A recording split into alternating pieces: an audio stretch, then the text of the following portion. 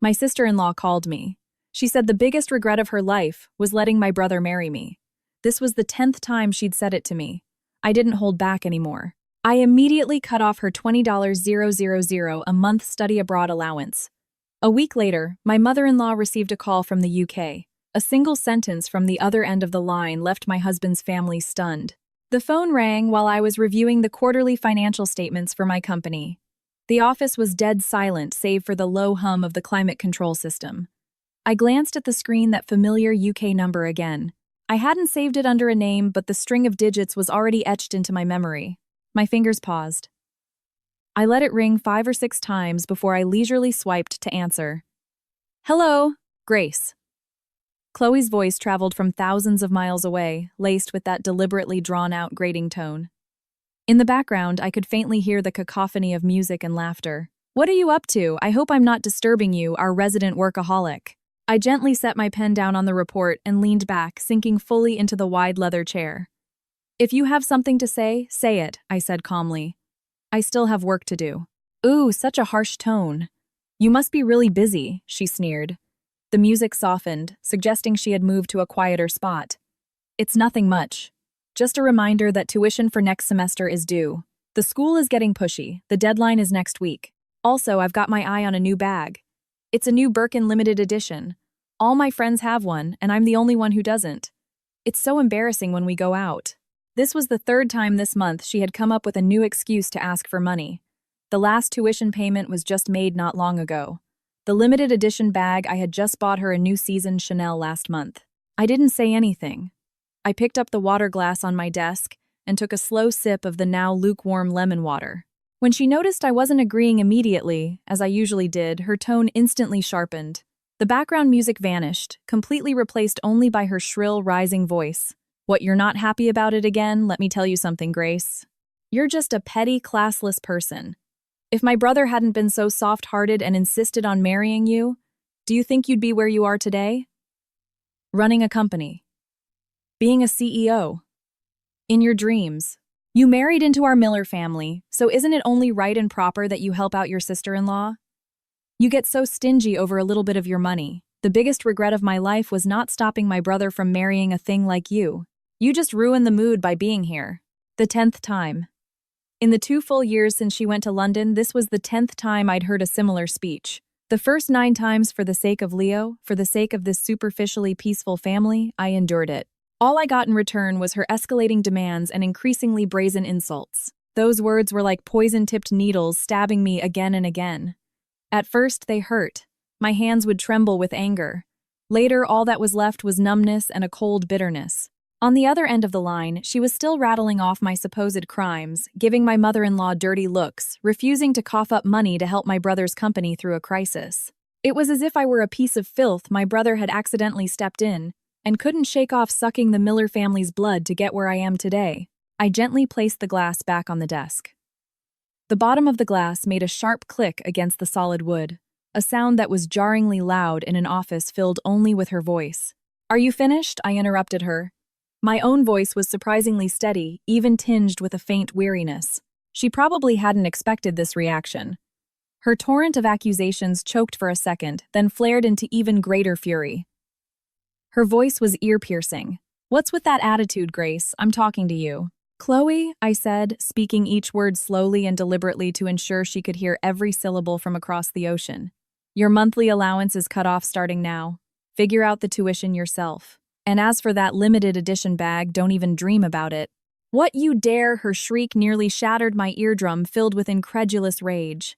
Grace, are you insane? Do you think I won't tell my brother and my mom right now and have them deal with you? Just you wait to be kicked out of the Miller family? Do whatever you want.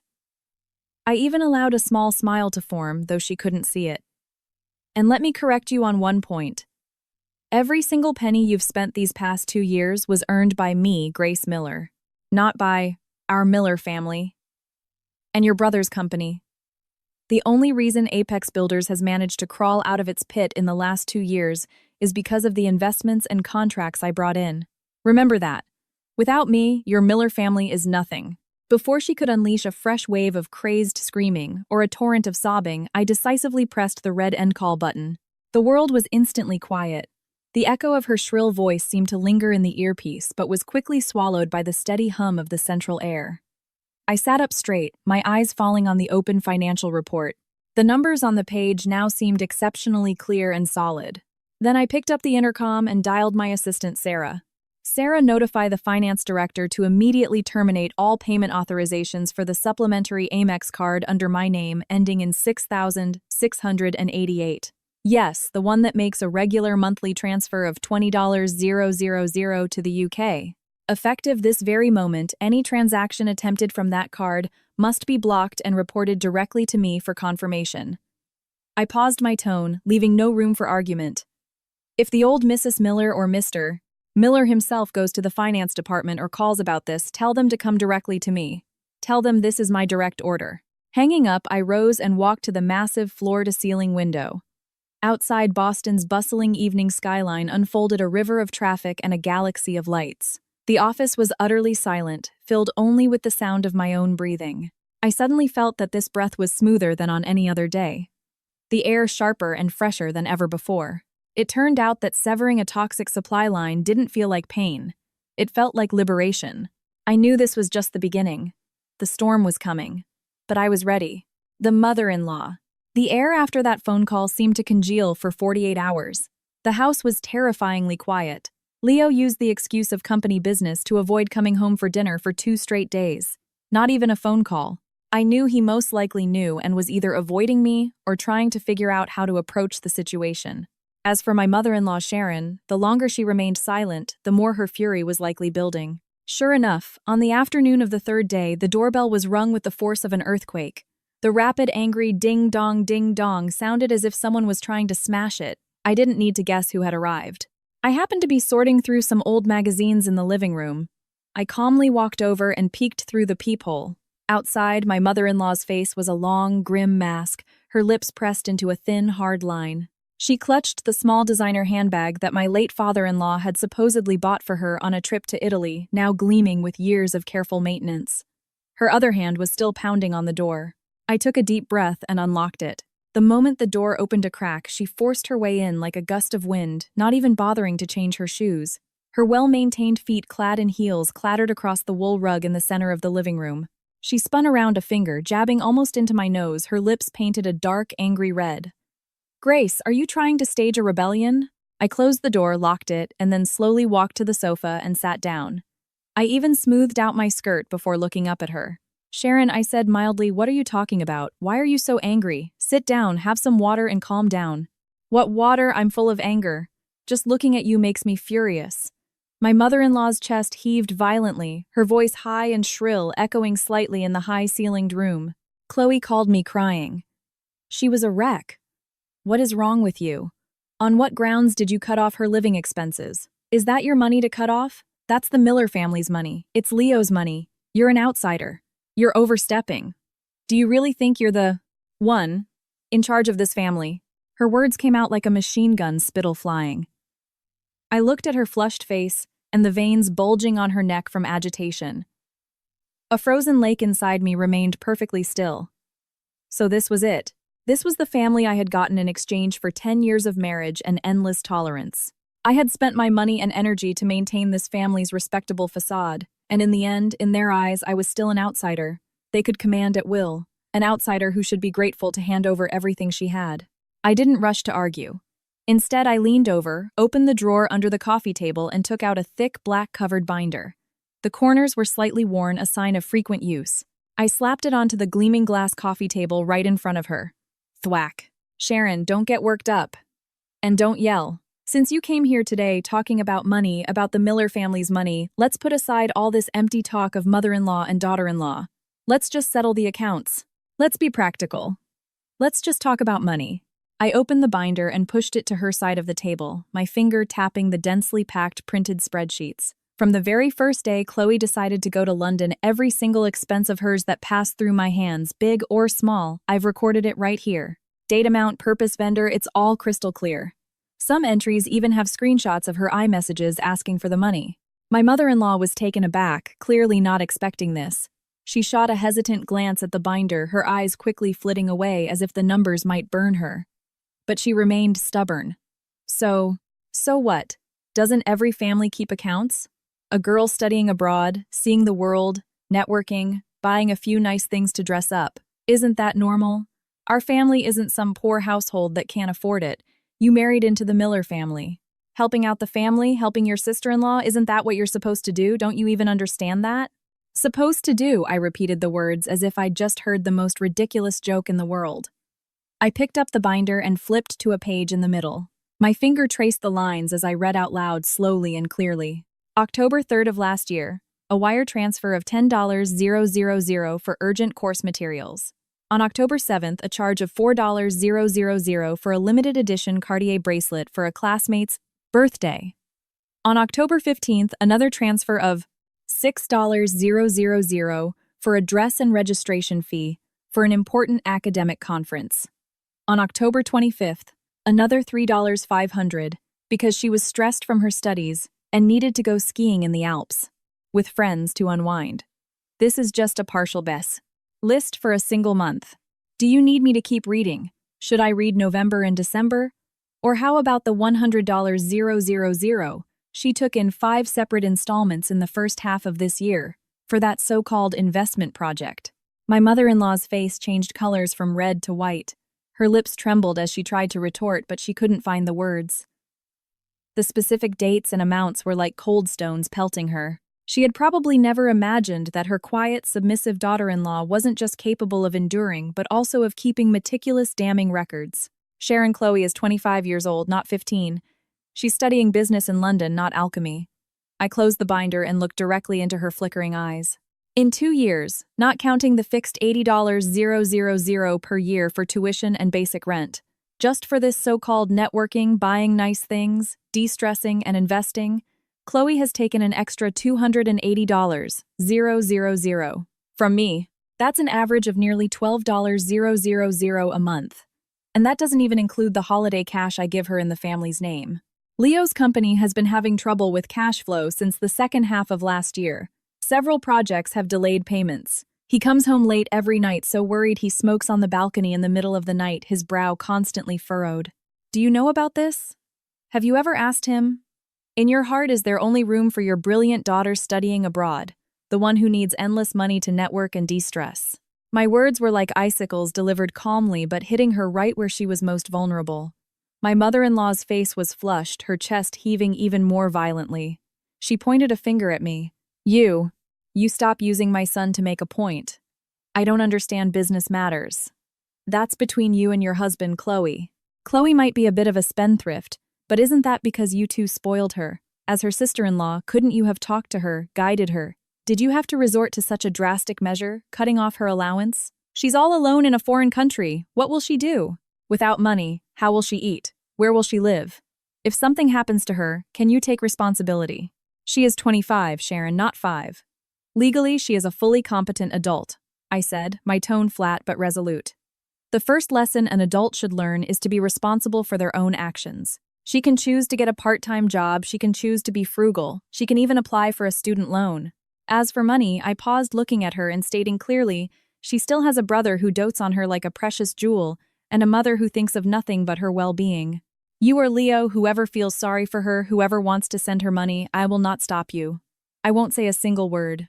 But I leaned forward slightly, my gaze locking onto hers, speaking each word with deliberate clarity from me, Grace Miller, from every single cent that I have earned. Not another penny will ever flow into Chloe Miller's account. The money I've given in the past, I'll just consider it money I threw away on a bad investment. From now on, it's impossible. Is what I'm saying clear enough? My mother-in-law stared at me, her eyes wide, her finger trembling as she pointed. She sputtered, You.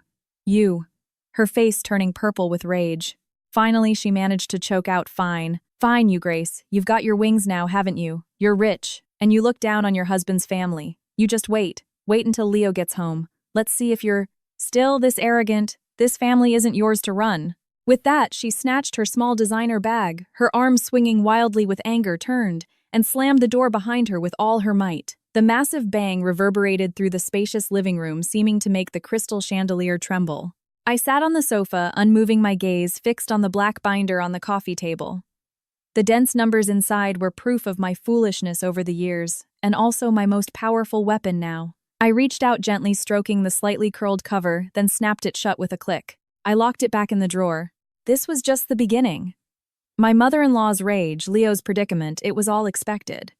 Next, it would be time for the main character herself to make her move. I picked up the cold water and took a sip. The icy sensation slid down my throat, but it only made my mind clearer. The husband. Leo didn't get home until after 11 p.m. I was still awake, finishing up some work in the study. I heard the sound of the front door opening and closing, shoes being kicked off, and then heavy, tired footsteps coming up the stairs. He paused at the bedroom door, hesitated, then turned towards the study. He pushed the door open, reeking of smoke and whiskey. His tie was askew, the top 2 buttons of his shirt were undone, and his face looked gray and haggard under the study's cool white light. My mother-in-law's furious phone call that afternoon had clearly been embellished, probably with a dramatic, tearful performance. He pulled off his tie, tossed it onto the arm of the nearby armchair, and then sank heavily into the sofa. His body slumped as he raised a hand to rub his temples, closing his eyes. He sat like that for a long time before opening them to look at me seated behind the desk. His first words were in that exhausted, peace-at-any-cost tone. "Grace.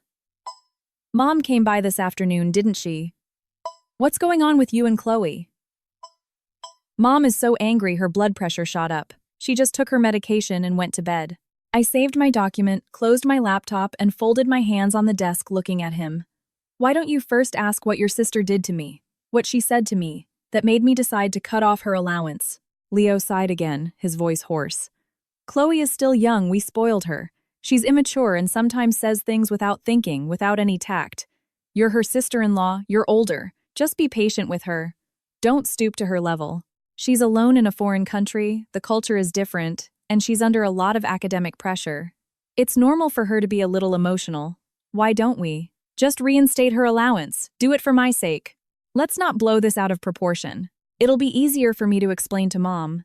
You know how Mom is, she dotes on Chloe. The second Chloe cries, Mom gets upset. It was the same old tune. Trying to smooth things over, asking me to be the bigger person, using his sake and the family's difficulties to emotionally blackmail me. In the past, I might have softened, thinking about family harmony, thinking about how he was caught in the middle, and I would have compromised again and again. But this time, the deep-seated humiliation from that phone call, the words, "The biggest regret of my life was letting my brother marry you," were like a poison-tipped nail driven into my heart, tearing out flesh and blood when, pulled. That combined with the cold disappointment built up over 10 such incidents had turned my heart to stone. "Leo," I cut him off before he could continue his persuasion, my voice clear and calm, especially distinct in the quiet night. "First, she is 25, not 15. Legally, she is a fully competent adult who should be responsible for every word she says and every action she takes. Second, she has it tough. Is it tough for her when she's living lavishly in a foreign country, buying limited edition bags, attending luxurious parties, and flying to Europe to ski whenever she feels like unwinding? Was it easy for you, working yourself to death, drinking until you threw up at business dinners when your company's cash flow was about to dry up, and the bank was breathing down your neck for loan payments? Was it easy for me? When I had to drink, until I was hospitalized with a bleeding stomach ulcer to land a client staying up until 3 or 4 in the morning to finish proposals? Does any of our money grow on trees? Does it just appear while we're lying down? Leo was struck dumb by my barrage of questions. His exhaustion was quickly tinged with the irritation and shame of having his reality exposed. Then what do you want me to do? Are you saying we should just ignore her? Let her fend for herself in a foreign country. She's my sister. My own flesh and blood. Can't you just take a step back for my sake? She is your sister, not mine, I retorted, not giving an inch, my tone even colder. I have no obligation, and certainly no reason to use the money I've earned through hard work, and at the cost of my health to support a sister who treats me like an enemy, and an ATM who calls me a thing, and wishes I would get out of her family's house. Immediately. Leo, I'm making my position clear tonight. I am cutting off Chloe Miller's allowance, and that's final. And not just her allowance. From now on, any expense of hers beyond basic tuition and accommodation, I will not pay another cent. That is my bottom line. Leo's face darkened completely, his weariness replaced by anger. He shot up from the sofa, looking down at me. Grace, do you have to be so rigid, so merciless? Do you still want this family? Do you still want this marriage to work? Can't you think about the bigger picture for this family? Wanting this family and stopping the support of a 2- and 5-year-old giant infant are not mutually exclusive. I also stood up, meeting his angry gaze without flinching. Then I played the card I had been preparing, the one that would hit him where it hurt most. If you insist on taking care of her, if you absolutely must continue to unconditionally support Chloe, fine. We'll go to a lawyer's office tomorrow and draw up a formal post-nuptial agreement, a clear division of our corporate and personal assets. My company, Aura Designs, and all my investment income will be completely independent of the Miller family, with no further connection to you. Your company, Apex Builders, and your income, you can subsidize your sister or even your parents however you want. I won't have a single complaint. But my money, my company, no one will touch a single cent of it again, including you. Leo's head snapped up, his pupils constricting as he stared at me in disbelief as if seeing me for the first time. His lips trembled, and for a long moment he couldn't speak. He never imagined I would be so resolute that I would directly propose dividing our assets. My company, Aura Designs, though not as large in scale as his Apex Builders, had the advantage of high-quality projects, stable profits, and extremely healthy cash flow. His company, on the other hand, looked impressive on the surface, but was bogged down by several stalled projects and a tight cash flow. It often needed my help with funds or used my company's credit to secure loans. If we truly split, his company probably wouldn't last a few months. You, he stammered, his face going from red to white, his voice dry. Are you threatening me? Threatening me with divorce and splitting the family? No, I'm reasoning with you, stating the facts and giving you a choice. I walked around the desk and stood in front of him. We were so close I could smell the stale mix of smoke and whiskey on him. The choice is entirely yours. Either you support my decision, go back and manage your mother and your sister, and tell them my bottom line is not to be crossed. Then our family can maintain its superficial peace, and I will continue to support your company as needed. Or we do things by the clear rules of business. We separate everything completely. Think about it. You don't have to answer me right now. With that, I didn't look at the complex storm of shock, shame, anger, and conflict on his face. I walked straight past him, out of the study and back to the master bedroom, locking the door behind me. I knew the bottom line and the leverage I had just presented were like a sword hanging over him and his family. I also knew he was destined for a sleepless night. He would weigh the pros and cons, calculate the gains and losses, and struggle painfully between family ties and reality. And that was exactly the effect I wanted.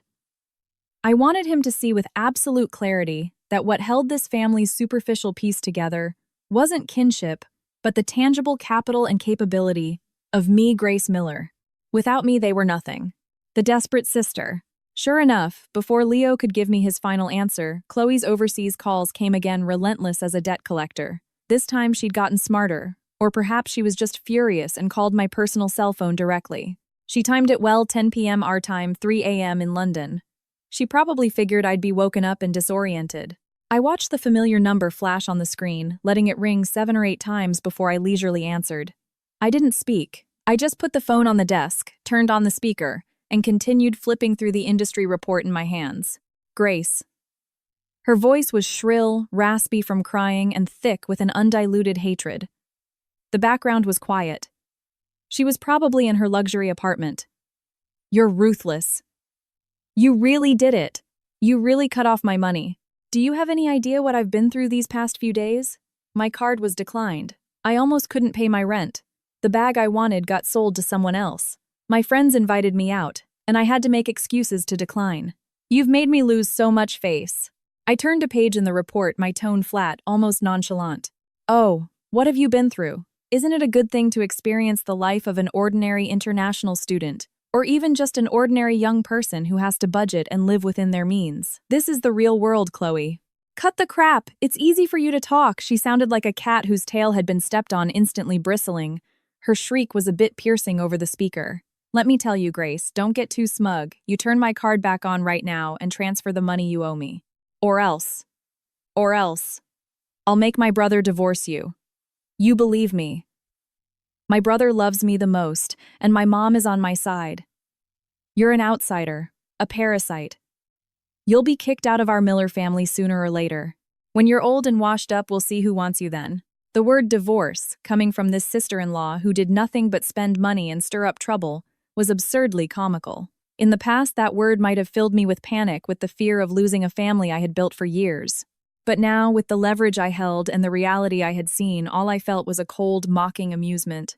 "Chloe," I said slowly to the air, my voice low but clear enough. "You don't seem to have grasped the situation yet. First, whether we divorce or not is between your brother and me. It will be decided based on the law, our assets, and our relationship. You don't get a say. Second, you probably have no idea about the current state of your brother's company, Apex Builders, do you? How much debt it has, how tight its cash flow is. Then again, you only care if he can send you money. I can tell you unequivocally that without me, it's a question whether Apex can survive even 3 months.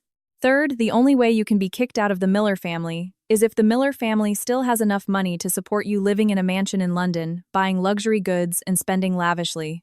Do you think if your brother and I really get to the point of divorce and dividing assets given the current laws and the evidence I have, you'll still be able to get tens of thousands with a single phone call? Do you think the brother will be able to maintain their current standard of living? The other end of the line went silent. A dead, suffocating silence. Only her heavy, rapid breathing from her agitation came through the line, clearly audible. I could imagine her expression, eyes wide, mouth agape, filled with disbelief and a creeping dread. My words were like a cold scalpel dissecting the cruel truth beneath their glamorous facade, their complete dependence on my support. I continued pouring a bucket of ice water on her already crumbling world. Do the math. Your designer bags, your luxury clothes, your fancy apartment, your constant parties and galas. Who's paying for all that? Do you really have no clue? Is it your brother whose own company is on the brink? Or is it your mother, whose monthly pension is less than $2,000? Without me, Grace Miller do. You think your wonderful brother and mother could give you even a tenth, no 1% of the life you have now? It would be a miracle if they could. So think carefully. Do you want to keep yelling at me and completely piss off your only source of funding? Or do you want to tuck your tail between your legs and start figuring out how to live your life from now on, and how you're going to explain to your brother and mother why you scared away the goose that lays the golden eggs? You, she stammered, her voice trembling and laced with tears, but she couldn't manage any more tough words. She was clearly furious and terrified, hit squarely in the most fatal and frightening spot. She was used to being imperious, and had never truly considered what would happen to her world if the money tap was turned off. Don't make these pointless time-wasting calls again, I delivered my final ultimatum, my tone ice cold. If you have the guts, then really convince your brother to come talk to me about divorce and dividing our assets. I'll be waiting. If you don't have the guts, then learn to shut up and figure out your own problems. Your good life ended the moment I hung up on you last time. Remember that. Completely ended.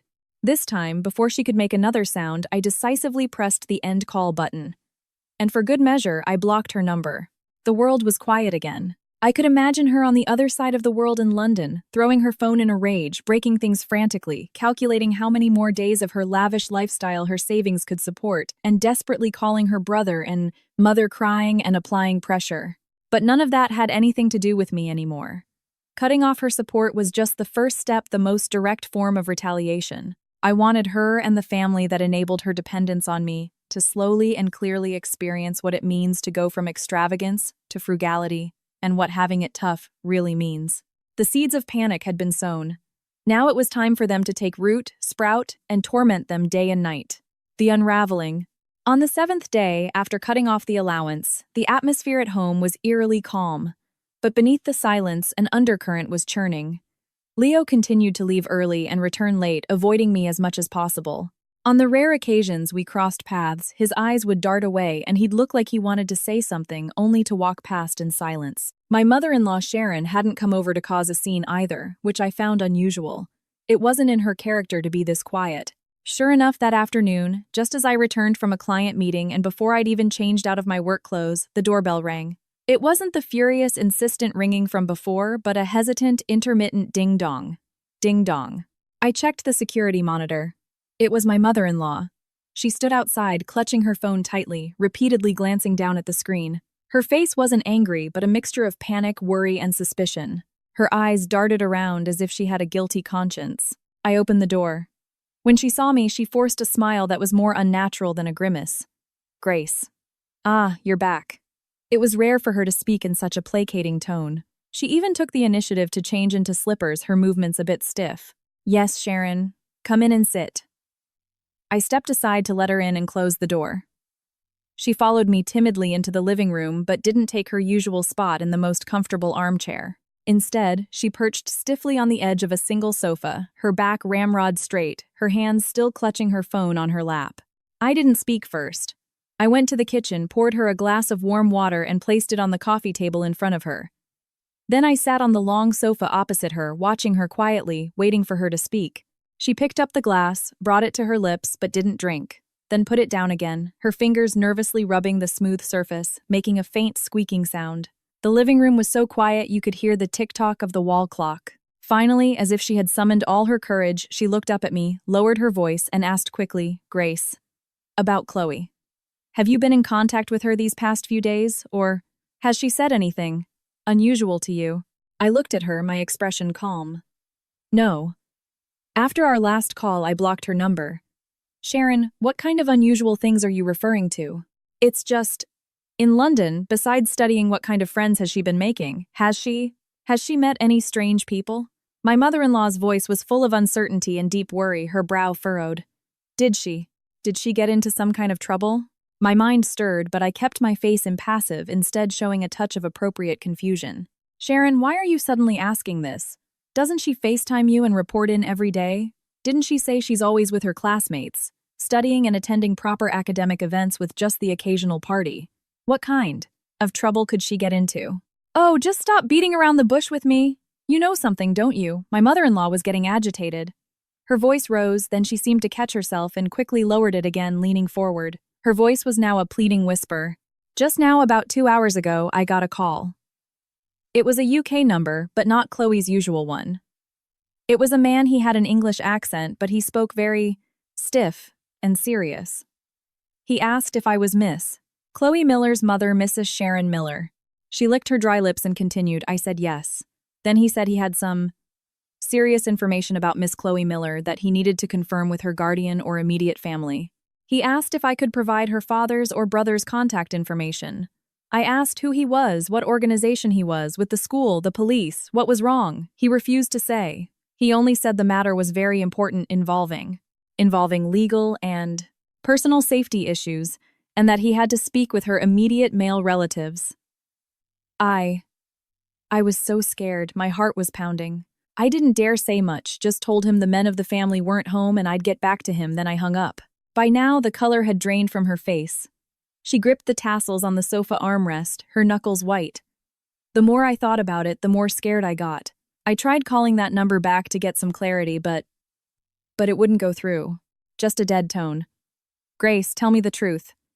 Did Chloe get into some huge trouble over there? Is it related to you cutting off her allowance? Could she have been scammed? Or did she offend someone? Could she be in danger?" I looked at the genuine terror on my mother-in-law's face. It was a mother's instinctual fear for her child's safety, transcending all her previous disdain and scheming. The vague suspicion in my mind began to solidify. It seemed the trouble Chloe had cooked up in London was coming to a head faster, more directly, and more dangerously than I had imagined. The other party was no longer content with extorting from Chloe. They were now reaching out to her family back home. I didn't answer her barrage of questions directly. Instead, I focused on a key point. "Sharon, that man who called, besides asking for your son or husband, did he mention anything specific? Or in the past 6 months, has Chloe ever mentioned meeting someone special like a very close boyfriend? Or did she suddenly become very too much, interested in certain investments or ways to make money?" My question seemed to stun her. She shook her head blankly, her eyes growing more panicked. No, she didn't. She only ever told me her classmates were nice and that she was busy with her studies. A boyfriend? She never mentioned one to me. Every time I asked, she'd say her studies came first, and she wasn't thinking about that. Investing. She's just a student. What does she know about investing? Grace, you know something, don't you? You must know something. Tell me, please don't scare me. I gently pulled my wrist free from her unconscious grip and patted her cold hand, my voice calm to the point of being detached, but carrying a weight that could offer a sliver of stability. "Sharon, don't scare yourself. Maybe it was just a wrong number or some new type of scam. However, my tone shifted, my gaze sharpening. Since they've called you directly, it seems Chloe really does have some things going on in London that we don't know about. And it might not be a small matter. Don't panic. And don't try to contact that number again. Most importantly, do not mention this call to Chloe. We don't want to alert her or make her more scared. Like a drowning person grasping at a lifeline, my mother-in-law nodded repeatedly. Okay, I won't say anything. I won't call. Then, what do we do now? I will handle it, I said, standing up my tone, leaving no room for doubt. You go home and act as if everything is normal. Don't show any signs of distress. I will inform you immediately if there's any news. Remember, until I contact you, do not answer any unfamiliar overseas calls, and do not give Chloe any more money if she asks. Leave everything to me. My mother-in-law looked at my calm and composed demeanor as if I had everything under control. She opened her mouth, seemingly wanting to ask more, but in the end, all her questions and fears melted into a dazed reliance. She nodded blankly, picked up her phone and bag, and left with unsteady steps. Once her unsettled figure disappeared into the elevator, I immediately turned back to the study, locked the door, and took out a different, rarely used personal phone. I dialed a number buried deep in my contacts, one I hadn't called in a long time. The phone rang 3 times before it was answered. A capable, crisp female voice with a slight British accent came through. Miss Miller, what a rare pleasure. Calling at this hour, is there an urgent matter? Jessica, sorry to bother you. I need you to run a check on someone in London. I need it fast and as detailed as possible. I gave her Chloe Miller's name, date of birth, possible phone numbers, and her known university information. Focus on her real social circle over the past year, especially the last 6 months. Spending records, bank statements, relationship status, and whether she's involved in any legal disputes, unusual debts, or has ties to any unsavory characters. Money is not an issue. I need the whole truth. Jessica Vance was a former international student I had helped by chance many years ago. She was decisive, highly competent, and now worked in high-end private investigation and corporate intelligence in the UK with a deep network of contacts. There was a moment of silence on her end, then a crisp reply. Understood, Miss Miller. The more detail, the better, prioritizing sensitive and dangerous items. Give me 3 days. I'll get you a preliminary report. Good. I'll be waiting for your news. Hanging up, I walked to the window and looked down at the people strolling leisurely in the community garden. The sun was out, everything looked peaceful, but I knew that beneath the calm surface a dark tide was already surging. Chloe Miller, just what kind of massive pit have you dug for yourself and for this family? The report. Money can solve many problems, and it can also uncover many deceptions, especially when you need to know the bloody truths some people try so desperately to hide from their families. Jessica's efficiency was, as expected, impeccable. On the evening of the 3rd day, an encrypted, compressed file arrived in my designated email inbox. I entered the complex password, unzipped it, and opened the report inside. It was detailed with photos and text all clearly organized. I read it page by page. Even though I was prepared, expecting that Chloe wouldn't be well-behaved abroad, the contents of the report still made me let out a cold, derisive snort. The so-called demanding studies at a prestigious university was a complete and utter lie, an excuse to placate her family. Chloe's attendance rate was pitifully low. Last semester, she had failed or missed the exams for several core courses. The university's academic affairs office had issued multiple written warnings, the most recent one being harshly worded, stating that if her attendance and grades did not improve significantly this semester, they would initiate procedures that could lead to her expulsion. The place she was renting was not the safe, convenient, and cost-effective student apartment she had told her family about. It was a luxury penthouse apartment in a prime location in Mayfair, with high-level security, panoramic floor-to-ceiling windows, and a private terrace. The monthly rent was a staggering £10,000, more than 3 times the rent of the student apartment I had been told about. Her spending records were even more shocking, painting a picture of decadence built on a mountain of money. Receipts from luxury brands like Hermès, Chanel, and Richard Mille were as common as snowflakes, with new purchases almost every week. Charges from 3 Michelin star restaurants, private members-only clubs, and even underground casinos were frequent. There were also large expenses for expensive liquor art pieces and vague transactions that were likely for drugs. Her transfer records showed that, besides frequently sending money to several fixed UK and European accounts, supposedly to her friends for joint investments or short-term loans, a new pattern had emerged in the last 6 months. Regular large sums of money were being sent to a personal account under the name William Thorne. The memo for these transfers sometimes read investment funds, sometimes loan, and other times were just ambiguous abbreviations. But the most crucial and chilling part of the report was about Chloe's romantic and social life. Jessica had highlighted this section in bold red font. For the past 8 months, Chloe had been in a close relationship with a British man named William Thorne. They presented themselves as a couple. On the surface, this man was dapper, running a small import-export company and a high-end car dealership. However, cross-referencing information from multiple sources revealed a complex background. He had deep tangled connections to several local organized crime syndicates in London, particularly those involved in loan sharking and money laundering. He had a terrible reputation.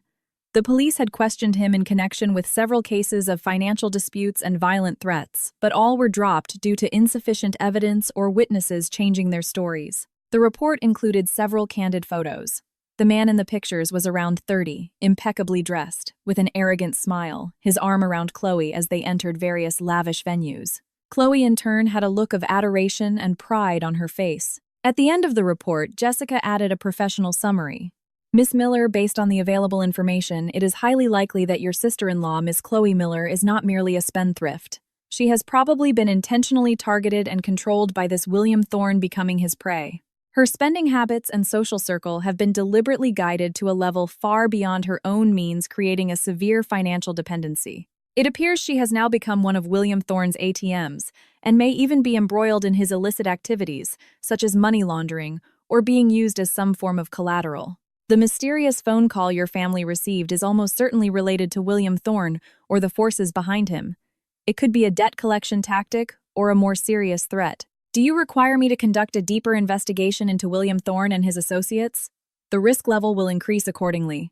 I leaned back in my chair and closed my eyes, letting the information from the report swirl and connect in my mind. The luxury apartment, the designer goods, the casino, the loan shark boyfriend, the police record, the mysterious threatening phone call, everything now had a logical and utterly terrible explanation. Chloe wasn't studying abroad. She was using my money to build a gilded, decadent fantasy for herself, and she had willingly walked into a meticulously designed trap, becoming a fish on someone else's chopping block, while leading the trouble right back to her. Family, I replied to Jessica, continue the deep dive on William Thorne. I need to know his recent financial situation, which syndicates he's closely involved with, and the specific methods he might be using to control or threaten Chloe. Be safe. I'll double your fee. Report any new developments immediately. I closed the laptop. The study was lit only by a single desk lamp, casting the room in a dim glow. A clear, cold plan was forming in my mind. This was more serious than I had thought. It wasn't just immaturity and overspending anymore. It involved security risks and flirted with the edge of the law. The phone call my mother-in-law received was not the end. It was the beginning. Just as I was contemplating my next move and how to share this damning report with the people who needed to see it, there was a soft knock on the study door. Leo stood outside, looking even worse than a few days ago. His eyes were bloodshot, he hadn't shaved, and he exuded an air of exhaustion and anxiety. When he saw me sitting at the desk, he hesitated as if wanting to turn and leave, but ultimately came in, closing the door behind him. His voice was harsh, laced with an undisguisable frustration. Mom came to see you again this afternoon, didn't she? She's been acting strange and secretive ever since she got back, completely distracted. She won't say what's wrong, just that you told her not to worry. Is something really wrong with Chloe? So he knew about the call after all. He had sensed something was off from his mother's abnormal behavior. I looked at him, the man who was once my husband, now overwhelmed by his sister's mess, resentful of me, yet forced to rely on me. A deep sense of weariness washed over me. Not hate, not love, just a profound fatigue with this marriage so entangled with interests, schemes, and a pile of rotten affairs. Leo, I said, gesturing to the chair opposite my desk. Sit down. We need to talk. About your sister, Chloe. I've found some things out. I think it's necessary. In fact, you must know the whole truth now. Leo looked at me suspiciously, his gaze flicking to my closed laptop with a flash of unease. He eventually sat down, his body tense, his hands clasped tightly on his knees like a prisoner awaiting his final sentence. I didn't waste words. I simply took the printed report from beside me, an edited version that removed the most sensitive information, but kept the core facts, and pushed it across the desk to him. Read this yourself. We'll talk after you're done. My voice sounded exceptionally clear and exceptionally cold in the quiet room. The reckoning. Leo picked up the few thin sheets of paper, his brow furrowed with a hint of skepticism, as if he thought I was exaggerating again. But as he read on, his frown deepened and the color began to drain from his face, bit by bit. When he reached the part about her attendance and the academic warnings, his head snapped up, his eyes wide with shock and disbelief. This is impossible. Chloe, every time we FaceTime, she says her studies are so demanding that her professors really value her. She even showed me a paper she wrote. And you believed her, I countered. Have you ever seen her official transcript when you FaceTime? Has she ever shown you the full view of her so-called student apartment beyond the one carefully arranged corner? Or every time she cried about being broke and needing money for study materials? Did you just choose to ignore the pictures on her social media where the background was a private yacht or a high-end gala? My rapid-fire questions were calm but sharp. Leo was left speechless, his face burning as if he'd been slapped. He lowered his head, his fingers trembling slightly as he continued to read. When he saw the £10,000 monthly rent for the luxury apartment and the pages-long list of luxury purchases, he sucked in a sharp breath. His hand clenched so tightly that the paper crinkled loudly. This apartment, all these bags, these watches. How could she? Because someone was giving her a constant stream of money, never asking what it was for, never setting a limit. I finished for him coldly. Leo's face turned another shade paler. He quickly flipped to the end. When he saw the brief description of her boyfriend William Thorne, especially the bolded words ties to organized crime and police record, his hand shook violently. The papers, as if scalding hot, slipped from his grasp and fluttered to the floor. What does this mean? Leo's voice shot up, filled with uncontrollable horror and rage. He jumped to his feet, his eyes locked on me. How could she know someone like this? A gangster. A loan shark. Is she insane? I don't know if she's insane, but she's definitely a fool, I said. I bent down and picked up the scattered papers one by one, my movements calm and unhurried. I straightened them and placed them back on the desk. The report indicates she's been with this William Thorne for at least 8 months. They're very close. These 8 months also coincide with the period her spending skyrocketed, and the frequency and amount of money she asked from me increased dramatically. By a rough estimate, she took over $180,000 from me during this time. At least $120,000 of that flowed to William Thorne, or was spent because of him. The mysterious phone call your mother received. The caller refused to identify himself, but insisted on speaking to a man in the family. That's a classic move for these loan sharks or mob-affiliated groups. They think female family members are easy to scare, but when it comes to making decisions and negotiating terms, especially paying back money, they need to talk to a man. Leo looked as if all the strength had been sucked out of him. He collapsed back into the chair, burying his face in his hands, tugging at his hair in anguish. His voice, muffled by his fingers, was choked with sobs. How did it come to this? How did she become like this? I always thought. I thought she was just spoiled, a bit vain, and liked to spend money. I even used to blame you for not being generous enough with her. His voice broke and his shoulders shook violently. Watching this man, who had always presented himself as a successful businessman and the pillar of the family, now so vulnerable and broken before me, I felt no sympathy or satisfaction. I was just a frozen lake reflecting his pathetic state. He should have seen this coming. Every time he gave her money without question, every time he downplayed Chloe's vicious words, every time he asked me to compromise for the bigger picture, he was fertilizing the bitter fruit he was tasting today. Leo, this is not the time for self-blame and regret, I stated calmly, my voice as precise and cold as a scalpel. The problem is that they've bypassed Chloe and called the house directly, called your mother's phone. What does that mean? It means Chloe can no longer meet their demands, or they feel they can't squeeze any more out of her. So they're targeting her family, especially family members who might have more money. Their goal is clear money. And probably a lot of it. It might not even be just about the money. Leo's head shot up, his eyes red and filled with panic and helplessness. Then, what do we do now? Police, yes, call the police. Call the police in the UK, have them arrest that bastard and protect Chloe. Call the police. On what grounds? How, I asked, my logic almost cruel in its clarity. International police reports are complicated. Right now, all we have is evidence of abnormal spending, suspicious associations, and one anonymous threatening phone call. We have no proof of physical harm, no clear kidnapping or ransom demand. The caller didn't give any specific information, not even an identity. What would we tell the police?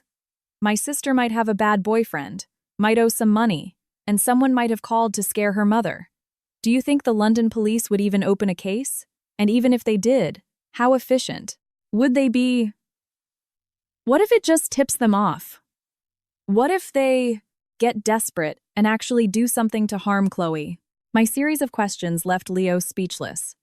The small flame of hope he had just ignited was instantly extinguished and his face grew even paler. He was finally truly realizing that his sister hadn't gotten into some minor trouble but a complete disaster involving potential mob ties, dirty tactics, and a reach that extended all the way back to the US. This was a mess that couldn't be solved with typical family dispute methods. So we just watch. Wait for them to call again and extort us. Leo's voice trembled with despair. Of course not. Seeing his defeated state, I softened my tone slightly, but it remained firm. Since they made contact, it means they want something. And they either feel the time is right or they're getting desperate. If we just wait passively, we'll only lose more ground. What we need to do is turn this situation around, prepare ourselves, and get on the same page. We can't be like before, letting Chloe lie and deceive us while we foolishly and unconditionally fill the holes she digs. This bottomless pit must be sealed and it must be dealt with at the source. Otherwise, today, it's a mysterious phone call. Next time, it might not be a call, but you or mom or me receiving something much more terrifying. My words sent a shiver down Leo's spine, and the last traces of color drained from his face. The way he looked at me for the first time was completely devoid of a husband's authority or a man's pride. All that was left was total reliance and a humble plea. Grace, then, what should we do? I'll listen to you. This time, I'll really listen to whatever you say. As long as we can get Chloe back safely, I'll do anything. Hearing his tear-choked, I'll do anything, I still felt no ripples in my heart. He had brought this on himself. But at this point, anger and blame were meaningless. Solving the problem and controlling the damage were what mattered. First, I said, standing up and beginning to lay out the plan, bring your mother here. Explain the basic situation to her in a way she can handle. Emphasize that Chloe might be in danger. Make her stay calm, not panic, and most importantly, not give Chloe any more money or information privately. Second, you try to contact Chloe. Don't question her, don't argue. Show concern, try to get information from her. See what her situation is, if she's safe, if her freedom is restricted, if that William Thorne is with her. Be tactful. Don't scare her, and don't let on that we know about her boyfriend. Lastly, I walked to the window and looked out at the dark night, my gaze sharp. We wait. We wait for that call or similar contact to come to us again. In the meantime, I will have my people in the UK continue their investigation to give us more leverage. Remember, from this moment on, the three of us must be a united front. All actions will be coordinated by me. Can you do that? Leo nodded frantically like a drowning man clinging to a lifeline. Yes, I can. I'll go get Mom right now. He stumbled to his feet, swaying slightly, as if his legs were weak, and hurried out of the study. I looked at the closed door and slowly exhaled. The first step, shock and awe and reclaiming control, was complete. Next, it was time to face the real wolves outside. Chloe Miller, look what you've dragged the entire family into. The call. My mother-in-law was brought over by Leo around 9 p.m. Her eyes were swollen and red like peaches. She had clearly been crying alone for a long time. When she saw me, her lips moved, but all her former bluster was gone, replaced by a timid, awkward demeanor. Grace, she mumbled. I nodded and gestured for her to sit. The three of us sat in the living room, forming a strange triangle.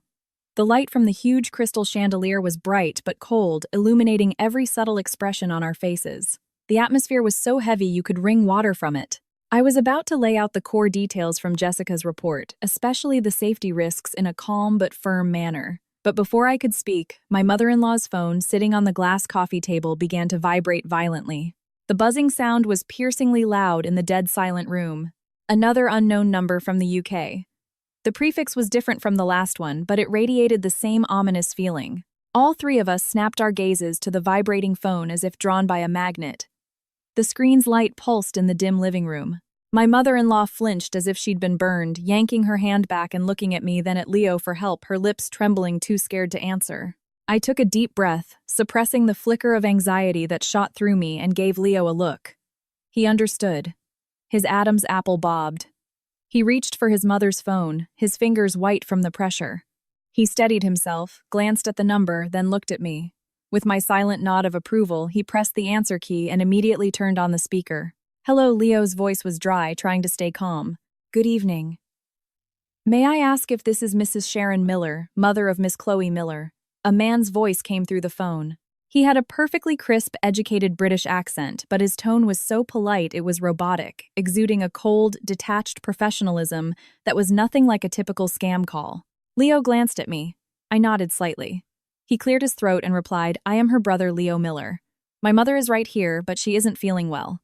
You can speak with me directly." "Mr. Miller, good evening," the man said, his tone unchanging. "My name is Michael Evans. I am a licensed private investigator currently working in London.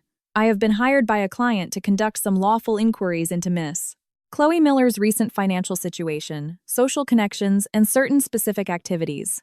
A private investigator." The three of us exchanged shocked glances. This was more formal and more troublesome than we'd imagined. "Who hired you? Who is your client? What's their objective?" Leo demanded, his voice tight with suppressed anger. "I apologize, Mr. Miller, but my client's identity is a professional confidence. I am not at liberty to disclose it." Michael Evans' voice remained steady like he was reading a report. "However, based on my findings, I have been instructed by my client to inform Miss Miller's immediate family of some highly concerning situations." He paused as if choosing his words carefully, then continued in that same calm, cruel tone. "Our investigation shows that Miss Chloe Miller has recently borrowed multiple large sums of money from my client and their associates under her own name, with the total principal exceeding £500,000. At the time of the loans, she provided certain asset certificates as collateral, some of which involved what she claimed to be shares in a family business in the United States, as well as some real estate under her name. However, upon verification, this collateral was either grossly overvalued or its ownership is highly questionable in some cases. It does not belong to her at all. My client now has serious and reasonable doubts about her ability to repay this debt, and about Miss Miller's integrity at the time of borrowing. £500,000. That was over $600,000. My mother-in-law gasped, her body swaying as if she might slide off the sofa. Her face turned deathly pale as she clutched her chest, struggling to breathe. Leo was also stunned, the hand holding the phone trembling violently, his eyes wide as he tried to process the astronomical figure. Michael Evans seemed to expect this reaction. His voice continued without a hint of emotion as he dropped an even bigger bombshell. "Furthermore, during the investigation, I discovered that Miss Miller has been associating very closely with certain individuals in London who have ties to organized crime, including her current live-in boyfriend, a Mr. William Thorne. There are indications that a portion of her borrowed funds were funneled by Mr.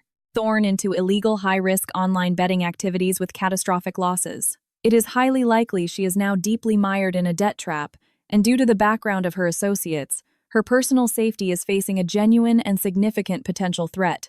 Are you telling the truth? Do you have proof?" Leo's voice was shattered, clinging to a final shred of desperate hope. "Mr. Miller, I am a professional. My conclusions are based on a verifiable chain of evidence. Due to professional ethics and my client agreement, I cannot provide you with all the original evidence. However, I can select certain key pieces of information that do not compromise my client's core privacy and send them via encrypted means to this phone or a secure email you designate for your verification." Michael Evans's tone was still level, but it carried an authority that could not be questioned. He paused, his tone shifting slightly, as if the carefully laid trap was finally revealing its bait. "Additionally, based on my comprehensive investigation, Miss Miller's primary source of funding for her high-consumption lifestyle over the past 2 years points directly to a Miss Grace Miller in the United States, that is your wife. My client has also taken full note of this. He believes that given Miss Miller's current inability to repay perhaps the true reliable repayment capacity, as well as the moral responsibility for this matter, should be sought from Miss Grace Miller. This is the main reason I am contacting you today, and hoping to communicate with a family member who can make decisions." There it was. The spear was now aimed squarely at me. The other party hadn't just dug up all of Chloe's dirt. They had a clear picture of my existence and my role. This wasn't a simple debt collection.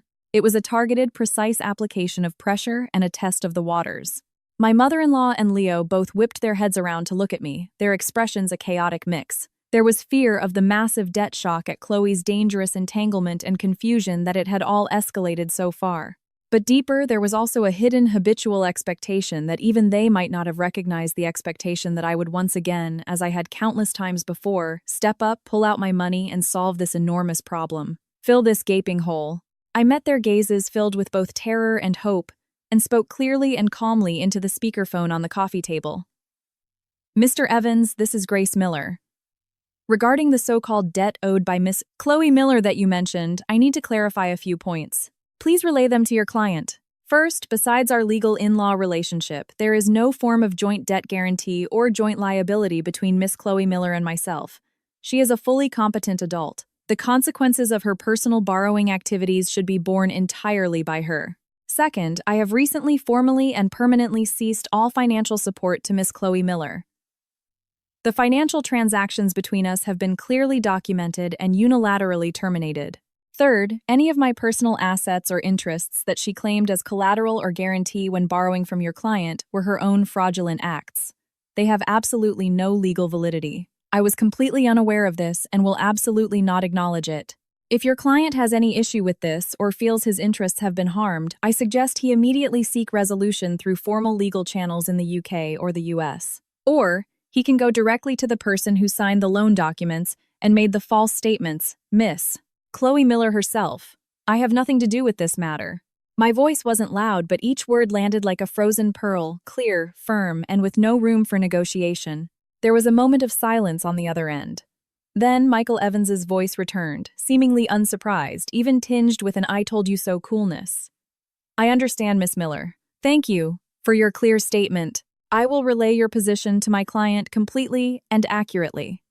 However, his tone shifted, carrying a professional cold warning given Miss Chloe Miller's current situation, the high debt her association with dangerous individuals, and the potential physical threat. From my personal perspective as an observer, I would advise that as her family, you should seriously consider sending a responsible and decisive representative to the UK as soon as possible to handle this matter in person and to communicate directly with the relevant parties. Otherwise, the situation could, due to a lack of effective intervention, rapidly develop in a more uncontrollable and even more dangerous direction. My contact information will be sent to this phone via text shortly. If you decide to take action or need to communicate any progress, you can contact me. I wish you a good evening. Click. The line went dead. The living room fell into a silence even more oppressive and suffocating than before. The only sounds were my mother-in-law's ragged, choked sobs and the indifferent ticking of the wall clock. A few seconds later, with a wail, my mother-in-law finally broke down under the successive blows, letting out a flood of unrestrained sobs, tears, and snot streaming down her face. $600, 000. And those mobsters, my Chloe, how could she be so foolish? What are we going to do? What are we going to do? This is going to be the death of me. Leo was ashen-faced like a soulless clay statue, sitting there, frozen, his head in his hands, curled up in a ball, silent as if completely crushed by the massive number and the words physical threat. I sat on the sofa opposite them, my back straight, my gaze calm, watching their complete and utter breakdown. One sentence from the other end of the line had left my entire in-law family stunned and in despair. And the root of all this absurd, dangerous disaster was the bitter fruit of their years of boundless spoiling indulgence and their use of me as an ATM and a shield. Now it was their turn to taste this bitter, expensive, and potentially fatal fruit themselves.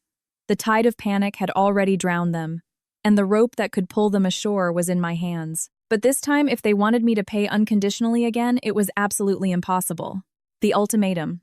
My mother-in-law's cries were like a broken dam, a torrent that couldn't be stopped. Her sobs were heart-wrenching, not just because of the terrifying debt, but because of the primal fear for her daughter's life brought on by words like organized crime and physical threat. As she cried, her blame as usual turned to me. She lifted her tear-streaked face, a trembling finger pointing at me, her voice shrill and broken. "It's all your fault, Grace. It's all your fault. If you had just been stricter with her, not let her spend so much money, she would never have borrowed from these loan sharks. She would never have gotten mixed up with those good-for-nothing, damnable people. Now look, such a huge mess. If anything happens to her, I don't want to live either. I don't want to live." Leo, agitated by his mother's hysterical crying and accusations, snapped out of his stupor. A wave of frustration and despair washed over him. He shot his head up, his eyes bloodshot, and roared at his mother. "Mom, what's the use of saying all this now? Back then, every time Chloe wanted money for this or that, weren't you the one who always backed her up saying girls need to be raised with money that our Miller family could afford it? Now that there's trouble, all you know is how to blame others, blame Grace. Did Grace not try to control her? Did she not try to reason with her? Did you or Chloe ever listen?" My mother-in-law was stunned by her son's unprecedentedly harsh rebuke. Her sobs caught in her throat as she stared at her usually dutiful son in disbelief. A sense of betrayal and complete helplessness washed over her, and she began to cry even more heartbrokenly. You're yelling at me. You've gotten so tough now, haven't you? It's all my fault, is it? I'm just an old woman. What do I know? Would I ever harm my own daughter? It's you two. You, the brother and sister-in-law, you didn't raise her right. You didn't watch over her. And now you're blaming me. Why is my life so miserable? Seeing the situation devolving into a pointless cycle of blame, I spoke coldly. My voice wasn't loud, but it was like a pair of icy scissors instantly cutting through their emotional outburst. Will arguing about who's right and who's wrong solve the $600,000 debt, or will it magically pull Chloe Miller safely out of a potentially life-threatening situation? They both fell silent.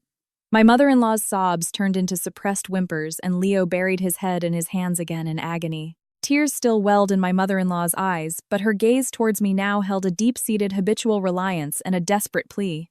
Then, what do we do now? We can't just abandon Chloe, can we? She's my own flesh and blood. Hurry up and think of something. You're well connected. You have resources. Just take out the money and pay off the debt. We can't afford to mess with those mobsters, those desperate criminals. Pay. To make the problem go away. Just pay them. Money again. Even at a time like this, her first instinct, her gut reaction was still for me to pay up and fix it as if I were a bottomless gold mine or a tool specifically designed to clean up their family's messes. Leo didn't speak, but he looked up at me, his eyes filled with a complex plea and a heavy, unspoken moral pressure. It was a look that screamed, "You can't just stand by and watch her die, can you?" I met their gazes a mixture of fear, dependence, and entitlement, and slowly, firmly shook my head. Sharon. Leo. Listen to me carefully. This is not a problem that can be solved simply by throwing money at it. In fact, throwing money at it might be the worst possible choice. First, the debt is huge. The other party is clearly a professional loan shark, possibly a criminal organization. The interest rates are astronomical. If we pay the $600,000 principal today, they could demand another $1 million tomorrow, in a breach of contract fee, late fees, or emotional distress damages. It's a bottomless pit that can never be filled. If we pay this time, they'll only be more aggressive next time. Second, Chloe herself is deeply entangled, completely infatuated with that William Thorne.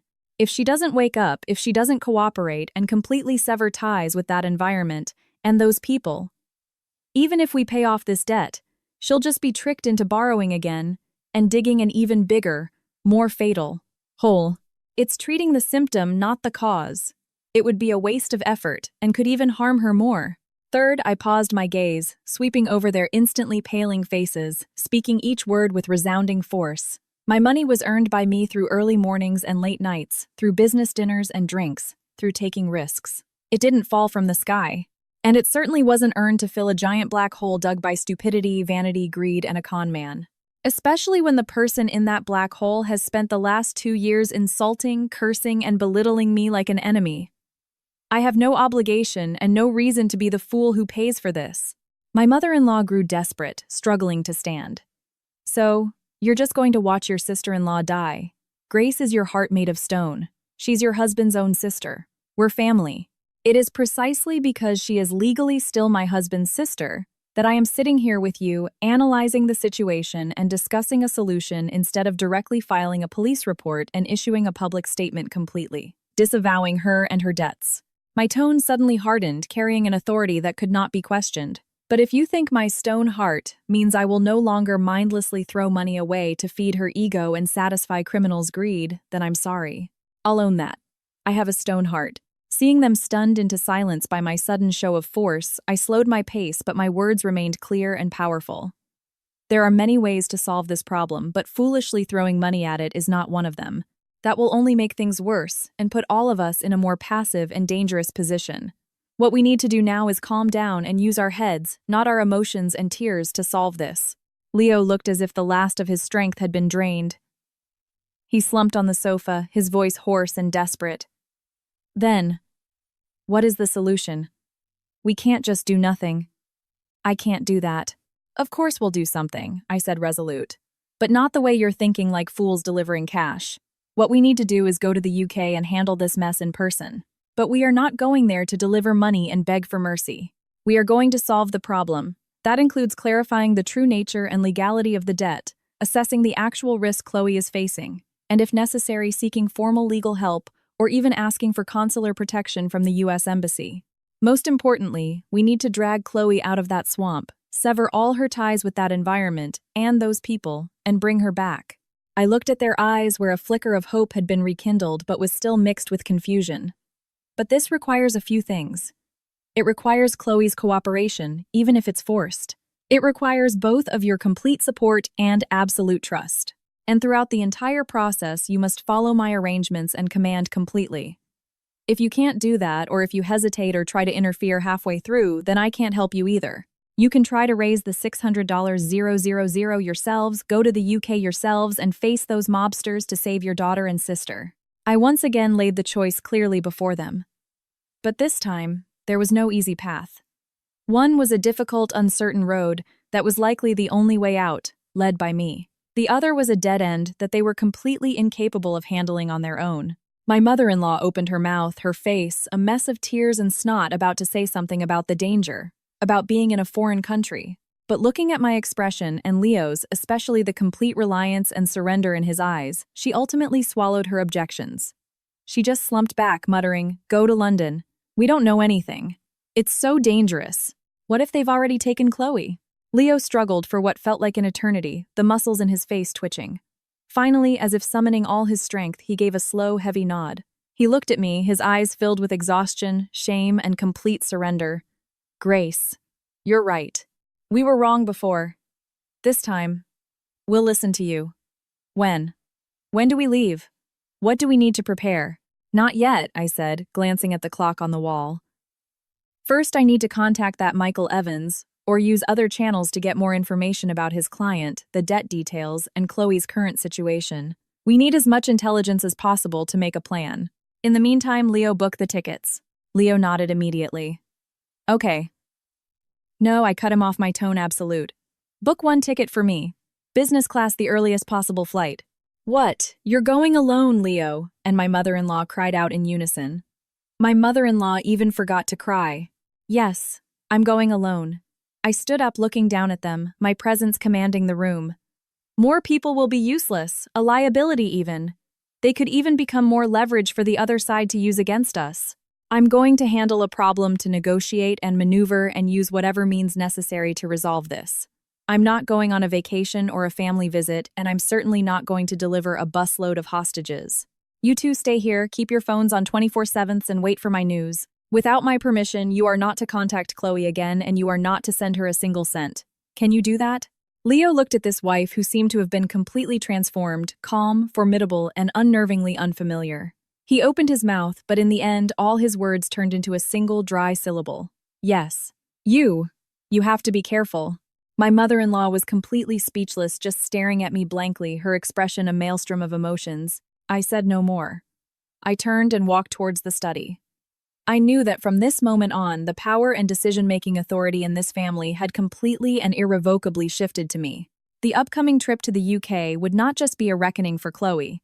It would be a test of my own abilities, and a final clean break with the twisted dynamics of this family. The contract.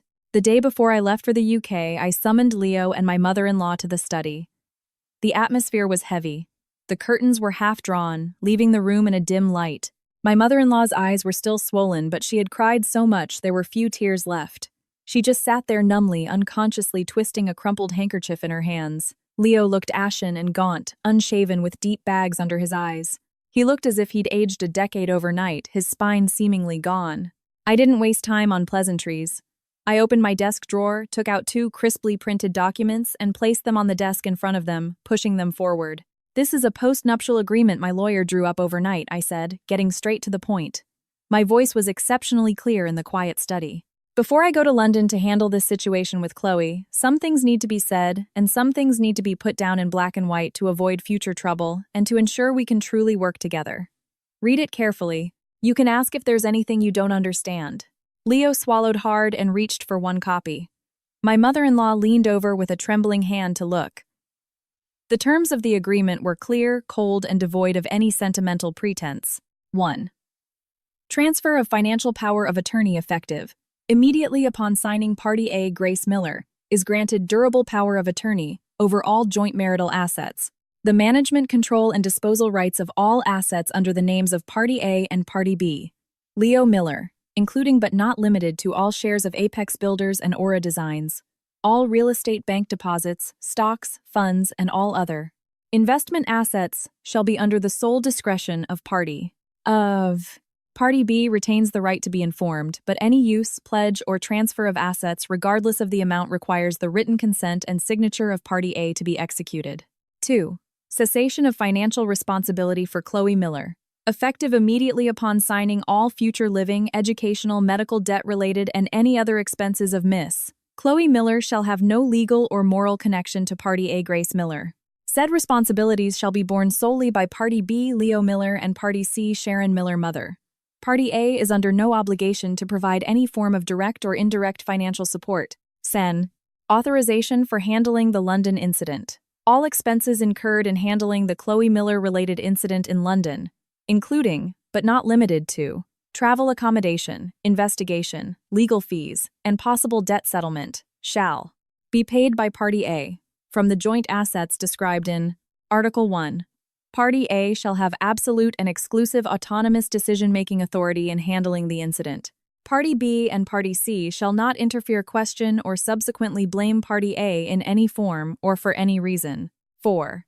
Post-return arrangement for Chloe Miller. Upon resolution of the incident, Chloe Miller must return to the United States immediately. Party B and Party C will be responsible for her daily life and strict supervision. All consequences arising from her future actions shall be borne by herself, Party B and Party C, and are unrelated to Party A Grace Miller.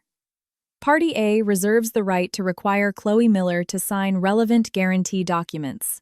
As Leo read, his fingers began to tremble uncontrollably, the paper rustling softly. My mother-in-law shrieked, her voice hoarse and sharp. What is this? This is a slave contract. Grace, are you trying to drive us to our deaths? All the family assets go to you. What are we supposed to do then? Live on the streets. Apex Builders is Leo's life's work. You're taking that. 2. Do you have any conscience left? I looked at her face, flushed red again with agitation, my tone unchanged. Sharon, you've misunderstood. This grants me financial power of attorney to create a firewall to prevent anyone from embezzling family funds without my consent to fill a bottomless pit again. As for your living expenses, including your Social Security and Leo's daily spending, I will transfer a sufficient amount to your respective accounts monthly. It will only be more regular and on time than before, not a penny less. But any large expenditure beyond basic living costs must be approved by me. As for Apex Builders, I turned my gaze to the pale-faced Leo. I will, as a shareholder and creditor, inject emergency capital to help you get through the current payment crisis and avoid bankruptcy. But the condition is that the company's CFO must be replaced by someone I trust. All cash flow must be transparent, and I must be informed of all major decisions. This isn't a takeover, Leo. This is damage control. It's formalizing management. And it's preventing your life's work from collapsing completely due to another blind decision or family burden. You know the real state of Apex better than I do. I looked back at my mother-in-law, my tone hardening. If you find these arrangements unacceptable, fine. We have another option. I paused, my gaze sweeping over them both. Leo, we can go to our lawyers tomorrow and file for a formal divorce. After the divorce, we will divide all marital assets according to the law. Once the division is complete, your company, your income, you can subsidize your sister or your mother however you want. I won't have a single complaint. I won't even look back. But my company, my money, my resources will from that moment on have absolutely no connection to your Miller family. You can figure out how to go to London, save your sister, and deal with that $600,000 debt and the mobsters yourself. 2 paths in black and white. You choose. Leo's face turned a deathly white, a fine sheen of cold sweat breaking out on his forehead. Divorce. Right now, his company was on the brink of collapse. His sister was in a life-or-death situation, and his mother was useless besides crying. Divorced without any of my financial or networking support, what would he use to fix this mess? He knew better than anyone that the only person who could save Chloe and possibly his company was me and the resources at my disposal. The agreement, though harsh, at least saved the company, secured his mother's basic living and gave him a glimmer of hope for solving his sister's problem. He closed his eyes in agony, his body swaying as if under immense pressure. After a long moment, he opened them. They were bloodshot and filled with a humiliating, complete surrender. He picked up the pen I had ready, his fingers trembling so much he could barely hold it. His voice was hoarse, as broken as an old bellows. I'll sign. Leo, you can't sign that. You're selling the whole family to her. My mother-in-law lunged forward to grab the pen, tears streaming down her face again. Mom Leo violently shook her off, letting out a desperate roar, his eyes a furious red. If I don't sign, do you have a way to save Chloe? Do you have a way to keep the company from going bankrupt? Do you have $600,000 to pay off the debt? If I sign, at least this family still exists in name. Chloe might still have a chance to come back. We won't end up on the streets. Wake up. My mother-in-law was stunned by his unprecedentedly harsh and desperate shouts. She stared blankly at her son, then at my cold, merciless face. She finally realized the battle was lost. They had no more bargaining chips. She collapsed back into her chair, covering her face and starting to sob again.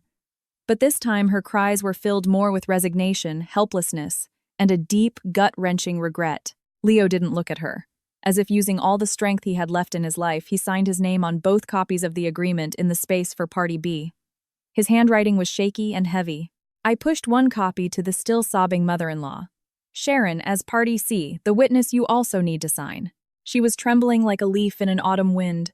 She looked up, her tear-filled eyes glancing at me, then at her son's desolate face. Finally, with a trembling hand, she took the pen and scrawled an even shakier Sharon Miller next to Leo's name. I took back the two signed agreements, carefully checked the signatures, then signed my own name in the space for Party A. Once that was done, I locked one copy in the study's safe and handed the other to Leo. You keep this. The agreement is now in effect. Leo took it mechanically, not even looking at it, and shoved it into his pocket. He looked like a man whose soul had been hollowed out. My flight is early tomorrow morning, direct to Heathrow, I said, my tone a bit softer, but still carrying an undeniable command. You two wait for my news at home. Remember the terms of the agreement. Do not contact Chloe without my instruction. And do not listen to a single word she says about money or her crying pleas. Everything waits until I get there and assess the situation. Leo nodded heavily, looking as if he'd aged another 10 years, his posture stooped. My mother-in-law just kept her head down and whimpered, saying nothing more. I looked at them, one lost and soulless, the other filled with regret, but I felt no sense of victory. Just a quiet finality and a faint mocking irony. My battle was about to begin in a foreign land. And these two pieces at home, once so troublesome but now defanged, were no longer a concern. A huge, dangerous mess and a reckless sister-in-law who was probably still hoping for a lucky break were waiting for me to clean up in London. London's weather was just as cold and damp as I had expected. A low-hanging, pale gray sky drizzled intermittently, the air filled with a cool, detached atmosphere. I didn't notify Chloe. Under Jessica's meticulous arrangements, I checked into a boutique hotel in Knightsbridge with tight security and excellent privacy. After settling in, I met with the private investigator Michael Evans in a discreet meeting room at the hotel. He was even more capable than I had imagined. Around 40, dressed in a well-fitted dark suit without a tie. His demeanor was proper, his eyes sharp and cautious, reflecting the vigilance of someone who had spent years navigating gray areas. I handed him the formally signed letter of authorization and paid a hefty retainer, officially hiring him as my legal and intelligence consultant for this matter in the UK. In return, I received the more detailed and more alarming information he had on Chloe's debt and William Thorne. The situation was indeed 10 times worse than the brief description over the phone. The creditor wasn't a simple lending company, but a peripheral branch of an organized crime syndicate that operated under the guise of an investment consultancy. William Thorne was nothing more than a catcher and enforcer, on the syndicate's fringes, specializing in targeting wealthy, spoiled, vain, and naive international students like Chloe. He used romance displays of wealth and access to a high-end social circle as bait, luring them into spending far beyond their means, then guiding them to borrow from the syndicate and further tricking them into illegal online gambling. The debt had snowballed. I didn't hesitate. I had Michael Evans acting as Miss Grace Miller's fully authorized legal representative arrange a meeting through an intermediary with the mid-level boss in charge of Chloe's debt, a man nicknamed Vinny the Scar. The meeting was held in a private room in the back of a seedy pub in the East End. The room was dim and smelled of stale smoke. Vinny the Scar lived up to his name, with a gruesome old scar running from his eyebrow to the corner of his mouth. His eyes were vicious. He was flanked by two silent but muscular and menacing-looking men. I sat down directly opposite him. Michael Evans stood half a step behind me, holding a briefcase. I have been fully briefed on Chloe Miller's debt by her family. I began skipping the pleasantries. According to the UK's Consumer Credit Act, the interest rate you've charged far exceeds the legal limit, making it an illegal high-interest loan. Furthermore, you induced her to participate in illegal betting. This portion of the debt is built on an illegal activity, and its legal validity is questionable. Vinny the Scar cracked a smile, revealing a set of smoke-stained yellow teeth.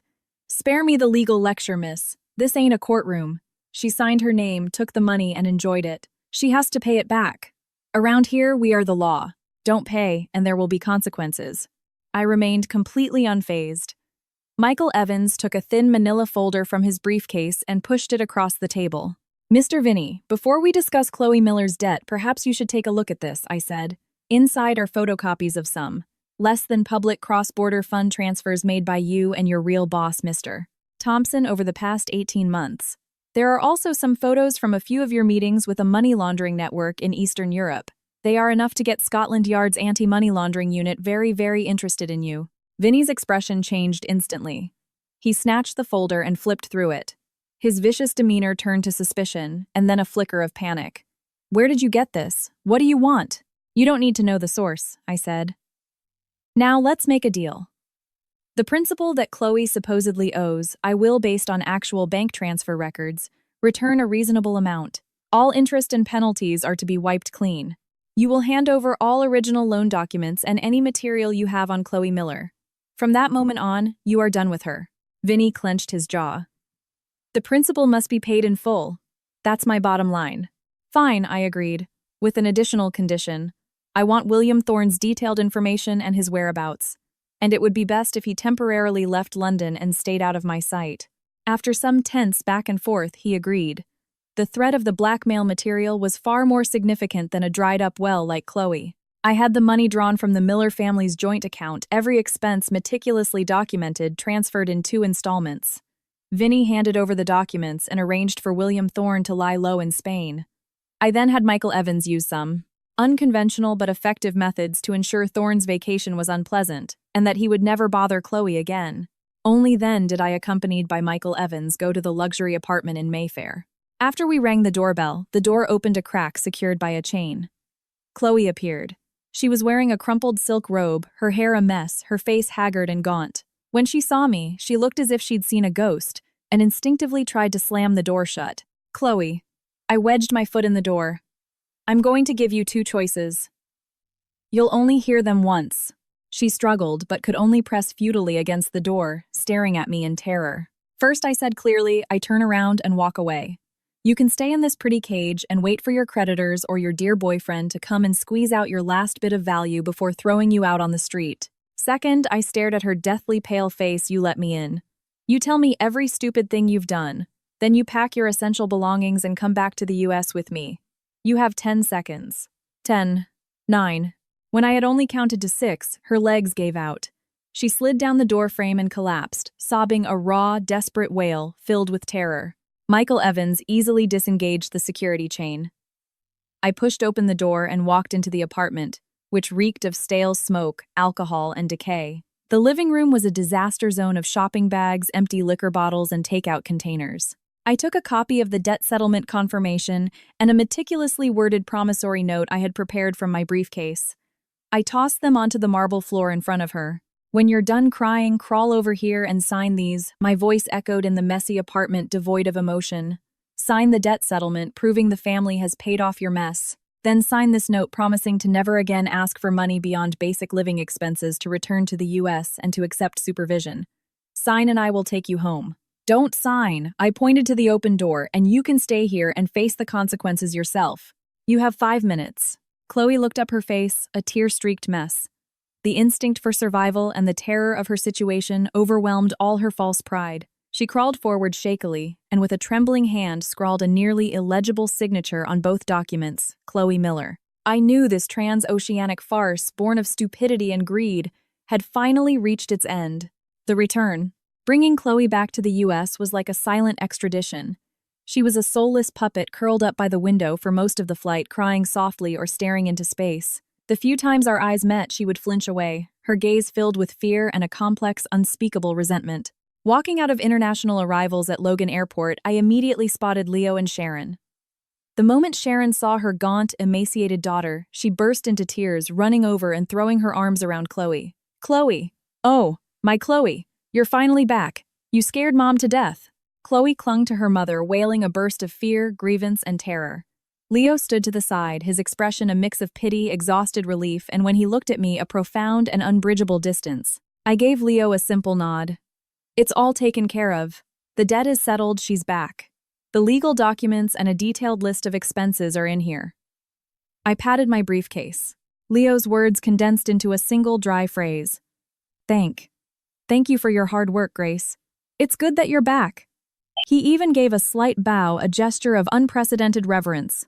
Sharon, having composed herself, sidled up to me, her voice uncharacteristically cautious.